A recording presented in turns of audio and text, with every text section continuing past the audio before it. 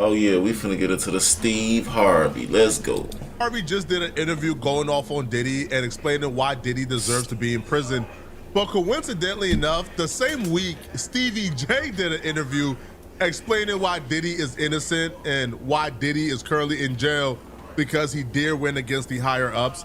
Let's take a look at Stevie J explaining why Diddy is innocent first. You know what I'm saying? Because the last year has been quite a ride for me. The last year and a half, as you witness, I was the only one holding my homie down before he went to jail. And who's your homie? Diddy. That's right. He stood by that man 10 toes down. If Diddy ain't have no friend, he had Stevie J. But that's how we do that. But that's how the guys do it. That's a fact. And after all of that, and after seeing who will really be truly in your corner and who's rocking with you and all that, man, I left a whole bunch of fake niggas alone and just started, just rocking with me and my family. It's hard as stand next to somebody when they're going through something like that. So whatever the outcome is for Diddy and everything, like, salute to you as a man for being like, that's my homie. Like, Thank you. I only know this version of him, so I can only respect and honor He's talking that. about, the kids and this and all this and he raping this, all that stuff. Where did all of that go? Out the garbage. It went to, you know what I'm saying? To have billions of dollars and be able to stand on your own. The man don't like that. You know what I'm saying? And then if you're working for the man and you say, all right, I'm gonna go to Mexico and check my tequila out and to make sure they putting the agave in, but they're not putting the agave, they putting all sugar in it. So he was like, yo, y'all putting sugar. So they don't want a black man sticking up for themselves. Whether it's on a level down here or a level down there, one must stick up for himself. There's a spectrum with a Yo, what's good, chat? Y'all trying to get a good microphone like me, nice quality and all that, man. Y'all trying to play the game and all that, stream. Look, link is in the description. I'm trying to hook y'all up on deals. comes to this Diddy conversation. Stevie J and Steve Harvey exist on opposite ends. Now, both sides, both ends have valid opinions. Like Stevie J saying, hey, listen, Diddy getting a Fed indictment based upon a lawsuit that Cassie filed right around the time he's going up against some powerful billionaires is a little suspicious. Hey, you got me. I agree, right? I 1,000% agree, right? Now, even if you look at what Diddy was convicted of, a violation of the Mann Act, that right there alone. Still got convicted. There's never been a sentence like longer than 6 months for the Mann Act, and 99.9% of convictions for the Mann Act leads to probation. Diddy getting multiple years in prison for that is kind of odd, right? It's odd for sure. But the other end of the spectrum, right, that Steve Harvey exists on, they got a point as well. Diddy has been known as a monster in the industry for That's a while right. now. That's absolutely right. That nigga been blowing up cars, chat, shooting motherfuckers' faces off. You know what I'm saying? Graping people. All that shit. Stealing people assets. Man, I can keep going down the line, goddammit. For real. Long before Diddy went up against billionaires, who owns a liquor company, Diddy was known as a monster. There's been like horror stories about Diddy in the industry for years. Diddy has gotten away with a lot of really bad things. He was a bad guy. And when they see Diddy in jail, especially after seeing the Cassie video, they're like, yeah, he's a terrible human being and he deserves to be in prison. That's fair as well. I'm just shocked that Steve Harvey said it publicly, right? I've tried to raise my son to at least be gentlemen. Be a gentleman. Be fair. Don't talk to women that way. Treat women with kindness and respect. If you're that guy, you'll survive that area. Most of us do. And then if you're not that guy, you won't survive that area. He's in prison right now because you've been Puffy. You've been watching it. You turn into Puffy. If you don't respect it, you're gonna do some time. You understand? And he was old enough to really get it together, but he didn't. Why do you think that with Diddy? Is it because you're living a life where there are no boundaries? You get whatever you want whenever you want. You've done everything you possibly have, and there are no boundaries. So you just keep going further and further. Yeah. Is that why you think? Yeah. You have to, like I said, you have to practice acts of kindness. You've got to be a gentleman through it all. I'm not saying, look, man, the dude's gonna have more than one chick. Okay, cool, I got that right there. But you don't have to be abusive with it and abrasive with it. And like, you know, Puffy was doing all this, but boy, let me tell you something, man.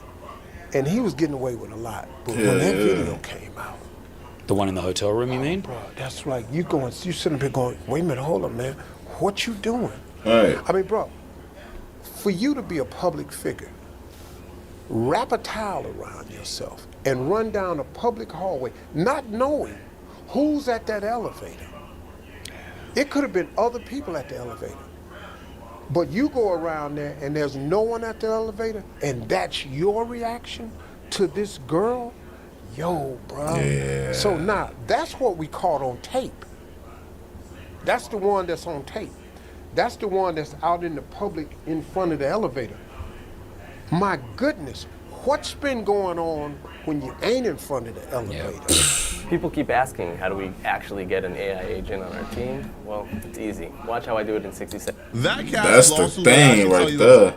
Like when the cameras ain't, you know what I'm saying, no, he probably bashing the shit out of her head all on against the wall and shit.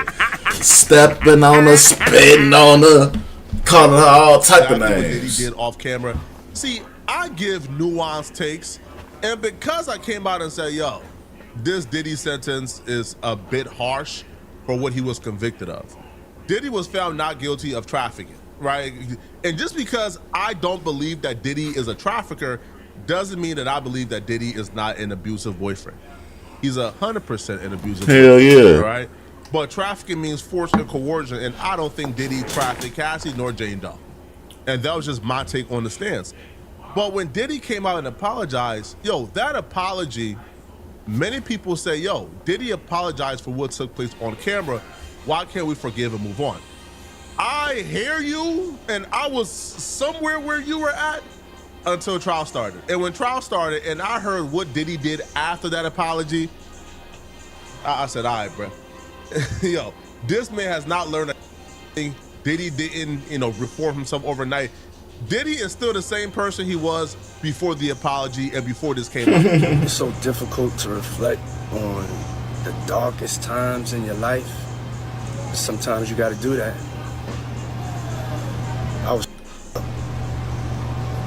I hit rock bottom, but I make no excuses. My behavior on that video is inexcusable. I take full responsibility for my actions in that video. I'm disgusted. I was disgusted then when I did it. I'm disgusted now. Hey, he lying. This nigga lying. You can tell in his face he lying.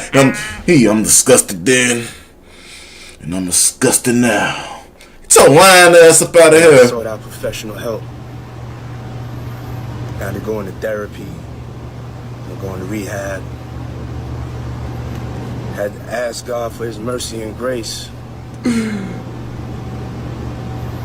Nigga going to rehab. He threw at this shit.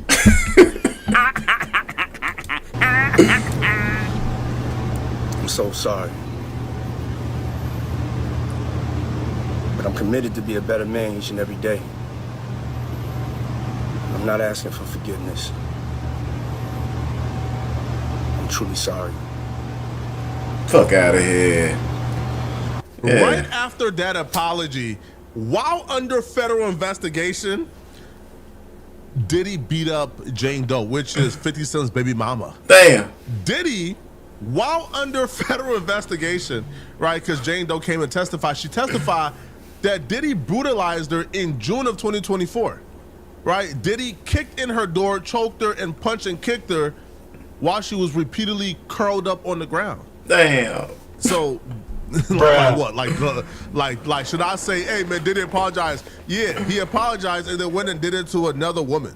So, no, I don't think Diddy is a good person. 50 Cent woman, though. That's the killer part. I know 50 Cent, like, yeah, this bitch. Like, yeah, I'm through with you.